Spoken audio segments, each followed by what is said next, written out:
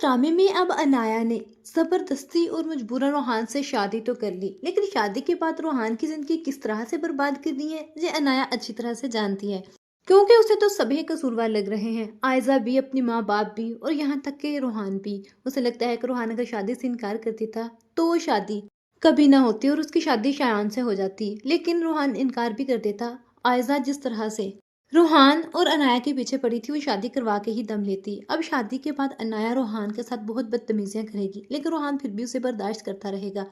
और उधर अब आयजा चाहती है किसी भी तरह इशल और राशिद के दरमियान बन ना पाए, दोनों एक दूसरे से दूर रहें, एक दूसरे से इनकी मोहब्बत खत्म हो जाए। इस मकसद में कामयाब होने के लिए वो दिन रात कोशिश करेगी, क्योंकि वो जानती है अगर इशल ने इस घर में अपने कदम पक्के कर लिए तो फिर आयजा की नहीं चलेगी। और आयजा अपनी मनमानी करना चाहती है, और वो चाहती है कि इस घर में सिर्फ और सिर्फ उसकी और उसके शोहर की हुक्मरानी हो। यहाँ तक कि आशिर और रोहान तो कभी अपना हक भी ना मांगे उसके शोहर से।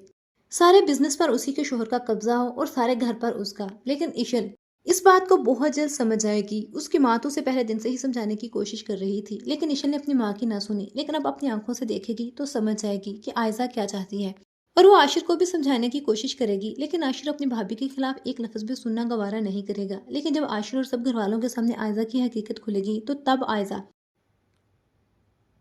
सबके सामने बहुत शर्मिंदा होगी। क्या तब आयजा का शोहर आयजा को माफ कर पाएगा, जिसने पहले ही दिन कह दिया था कि उसे झूठ से सख्त नफरत है, और उसकी बीवी तो सरापा झूठ है। आप लोगों को ये ड्रामा कैसा लग रहा है, किसकी एक्टिंग अच्छी लग रही है, कमेंट सेक्शन में लाजमी शेयर कीजिएगा।